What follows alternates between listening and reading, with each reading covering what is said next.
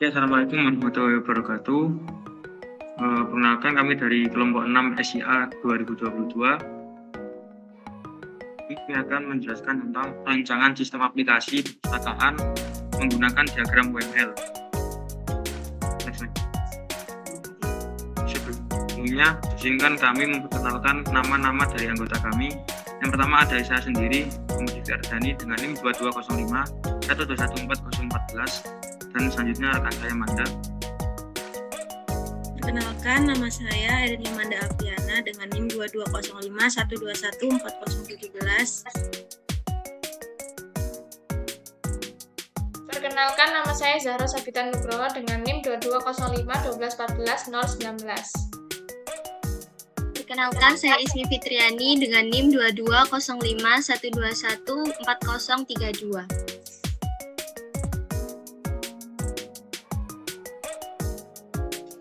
Selanjutnya, untuk topik pembahasan, di sini kami membaginya menjadi 3. Yang pertama ada pendahuluan, pembahasan, dan kesimpulan. Pendahuluan, next. Di sini kami menjelaskan apa itu diagram UML. UML atau Unified Modeling Language adalah bahasa pemodelan standar yang digunakan di industri rekayasa perangkat lunak. Salah satu alasan mengapa UML begitu penting adalah karena ia menyediakan bahasa pemodelan visual yang memungkinkan pengembangan sistem untuk menggambarkan ide mereka secara lebih kreatif. Salah satu manfaat besar penggunaan UML adalah kemampuannya untuk mengatasi kerumitan arsitektur dalam pengembangan perangkat lunak. UML juga memiliki keunggulan karena digunakan untuk membuat model untuk berbagai jenis aplikasi perangkat lunak. Tidak terbatas pada jenis perangkat keras, sistem operasi, atau bahasa pemrograman tertentu.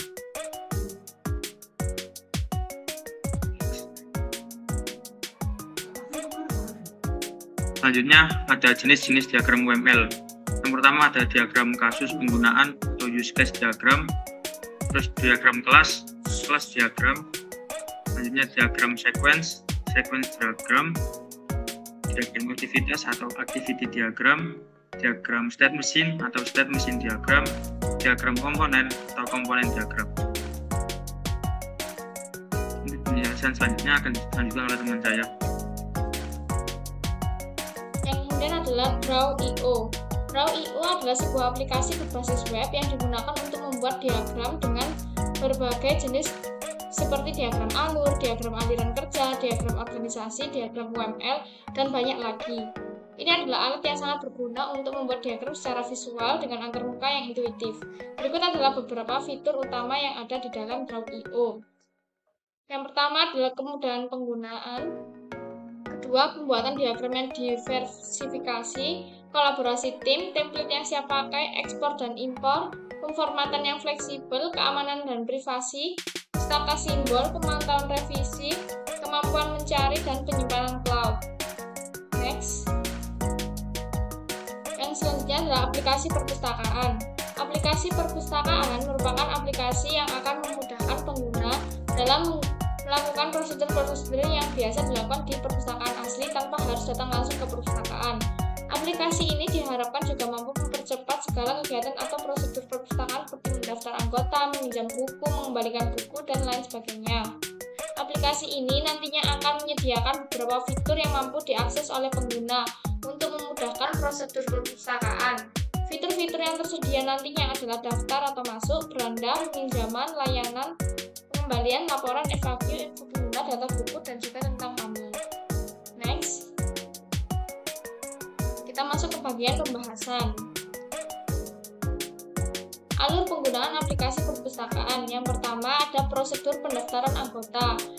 Anggota diminta untuk mengisi formulir pendaftaran, mengumpulkan dokumen identitas, dan juga mengunggah pas foto. Yang kedua, prosedur peminjaman buku, yaitu anggota dapat mencari buku, melakukan kunjungan ke layanan peminjaman, verifikasi anggota, pengisian data peminjaman, dan penyimpanan data. Kemudian prosedur pengembalian buku. Pengembalian buku terdiri atas pengembalian buku itu sendiri, lalu pemeriksaan keterlambatan, pembayaran denda jika diperlukan, pencatatan pengembalian. Kemudian ada prosedur pembuatan laporan, yaitu ada prosedur pengumpulan data, pembuatan laporan, evaluasi, dan juga keputusan. Next. Perancangan diagram UML untuk aplikasi perpustakaan. Next. Berikut adalah use case diagram dari aplikasi perpustakaan kami. Di sini ada 4 aktor, yaitu ada guest atau tamu, di mana guest ini adalah anggota yang belum mendaftar atau calon anggota. Kemudian ada member, yaitu guest yang sudah mendaftar. Lalu ada admin dan juga ada koordinator perpustakaan. Guest di sini dia bisa melihat website, mengisi buku tamu, dan juga melakukan pendaftaran member. Kemudian member dapat melihat website, mengisi buku tamu, pendaftaran member, dan juga login member. Member juga bisa melakukan booking buku. Lalu admin bisa melakukan mengisi buku tamu, pendaftaran member, lalu ada booking buku, lalu ada login admin, manipulasi data, dan juga cetak laporan. Sedangkan koordinator perpustakaan bisa meminta laporan dari sistem. Next. Untuk kelas diagram, di sini terdapat beberapa entitas, yaitu ada entitas daftar, pustakawan, laporan, anggota, perpustakaan, buku, pengembalian, dan juga pinjam. Next, akan dilanjutkan oleh teman saya. Selanjutnya yaitu activity diagram. Yang pertama ada activity diagram untuk pendaftaran anggota. Di sini terdapat calon anggota dan petugas perpustakaan. Dimulai dari calon anggota menunjukkan KTM-nya, kemudian melakukan validasi kepada petugas perpustakaan, kemudian petugas perpustakaan akan memberikan formulir untuk diisi oleh calon anggota. Apabila sudah diisi dengan lengkap, maka anggota harus memberikan kepada petugas perpustakaan untuk divalidasi datanya dan diberikan kartu anggota. Selanjutnya yaitu activity diagram untuk peminjaman buku. Di sini dimulai dari anggota mencari buku, kemudian menunjukkan buku dan menyerahkan kartu anggota kepada petugas perpustakaan. Maka petugas perpustakaan akan mengecek data anggota. Apabila data tersebut sudah benar, maka petugas perpustakaan akan menginput data pinjam dari buku tersebut dan disimpan pada kartu anggota. Namun apabila masih salah, maka petugas akan mengembalikan kartu anggota dan kartu anggota diterima kembali oleh anggota peminjaman buku. Activity diagram yang ketiga adalah pengembalian buku. Dimulai dari anggota mengembalikan buku, kemudian buku diterima oleh petugas perpustakaan dan dicek data peminjamannya. Apabila terlambat, maka akan menghitung denda dan membayar denda. Kemudian petugas perpustakaan akan menerima pembayaran denda dari anggota dan menginput kembali data pengembalian buku untuk kemudian dikembalikan kepada kartu anggota, dan anggota pengembalian buku menerima kembali kartu anggotanya. Selanjutnya adalah activity diagram untuk pembuatan laporan. Dimulai dari petugas perpustakaan mengecek laporan buku. Apabila sudah benar, maka langsung dicek data bukunya untuk diserahkan kepada koordinator perpustakaan untuk dijadikan laporan.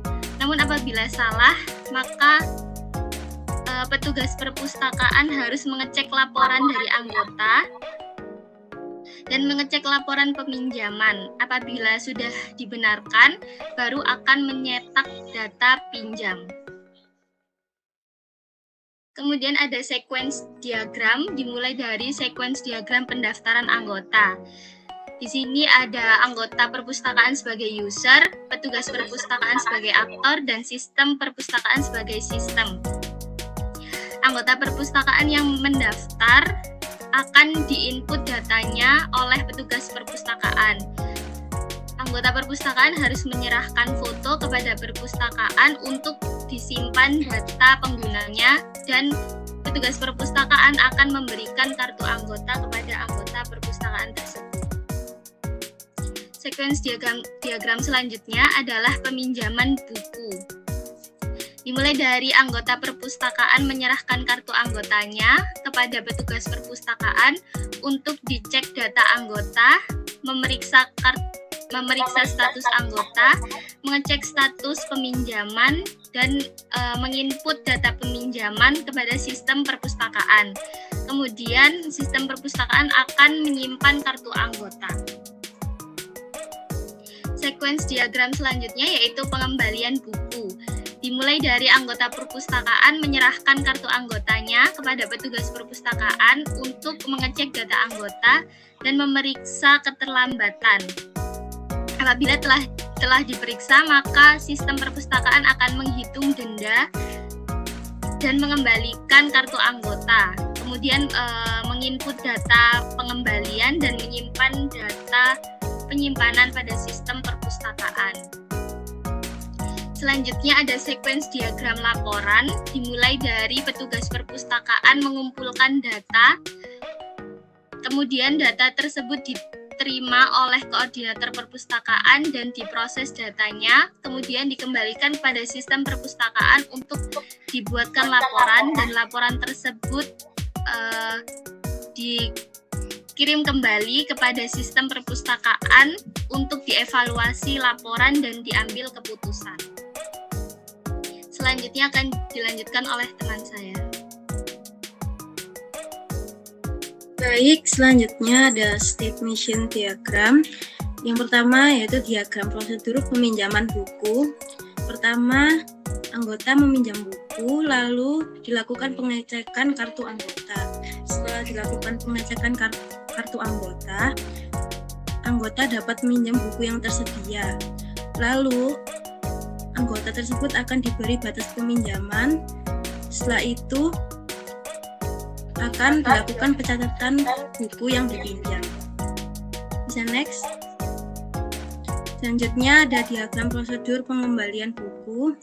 Pertama-tama anggota mengembalikan buku, lalu dilakukan pengecekan tanggal kembali. Jika pengembalian telat, maka anggota tersebut akan diberikan denda dan harus membayarkan denda. Lalu buku tersebut dapat diterima dan dilakukan pencatatan buku yang dikembalikan. Jika tidak telat, maka pengembalian buku tersebut langsung diterima dan dicatat di buku yang dikembalikan.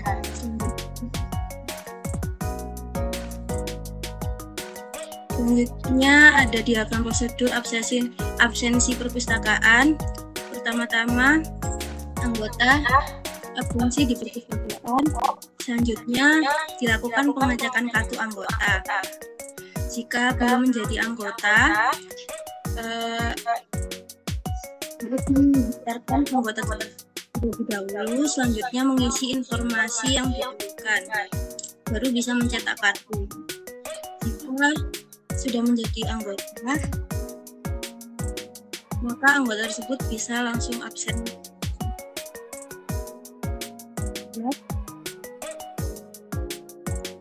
Selanjutnya ada diagram prosedur data laporan perpustakaan. Pertama, membuat laporan perpustakaan. Selanjutnya akan mencari data-data yang diperlukan dan mengecek ulang data yang diperlukan. Jika data kurang atau salah, maka akan dilakukan update data yang kurang. Jika laporan sudah benar, maka langsung laporan akan diarsipkan. Next. Berikut adalah komponen diagram dari perpustakaan. Di sini ada database perpustakaan yang terdiri dari pustakawan.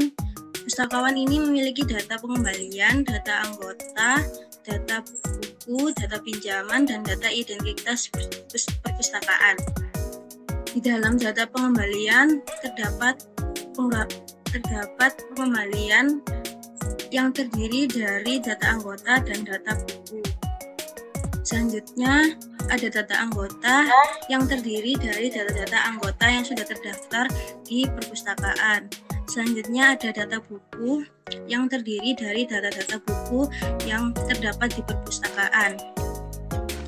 Lalu untuk data pinjaman, ada data pinjaman yang terdiri dari data-data anggota yang meminjam dan data-data buku yang dipinjam. Bisa next. Selanjutnya ada keuntungan penggunaan diagram UML dalam perancangan aplikasi. Diagram UML atau Unified Modeling Language adalah alat yang sangat berguna dalam perancangan aplikasi karena mereka menyediakan cara visual yang kuat untuk merencanakan, menggambarkan, dan berkomunikasi tentang rancangan sistem perangkat lunak. Berikut adalah beberapa keuntungan penggunaan diagram UML dalam perancangan aplikasi. Yang pertama ada visualisasi yang kuat, selanjutnya konsistensi dan keseragaman, ketiga kemudahan komunikasi, keempat analisis dan perancangan awal, kelima pemantauan perkembangan, keenam dokumentasi yang kuat, ketujuh analisis kinerja, kedelapan pengujian dan validasi, kesembilan pengembangan kolaboratif, dan yang terakhir integrasi dengan alat pengembangan. Next, ada kerugian penggunaan diagram UML dalam perancangan aplikasi. Meskipun diagram UML memiliki banyak keuntungan dalam perancangan aplikasi, mereka juga memiliki beberapa kerugian yang perlu diperhatikan.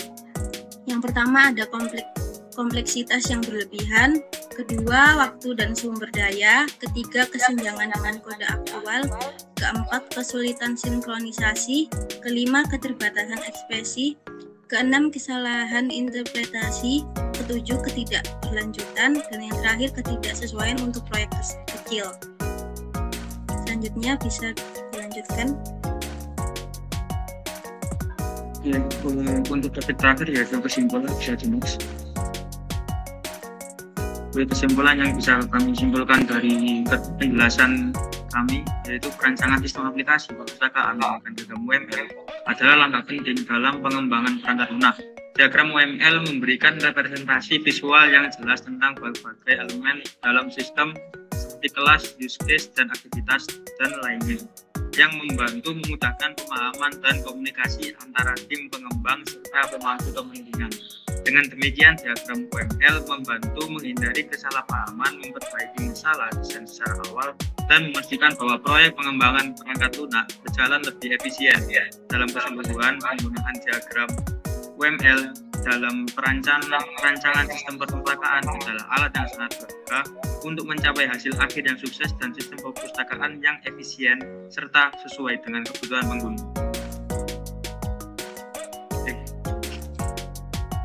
Next. Oke, mungkin itu saja yang bisa kami sampaikan dari kelompok 6 SIA 2022. Kami pamit undur diri. Mohon maaf bila ada salah kata. Saya tutup. Wassalamualaikum warahmatullahi wabarakatuh.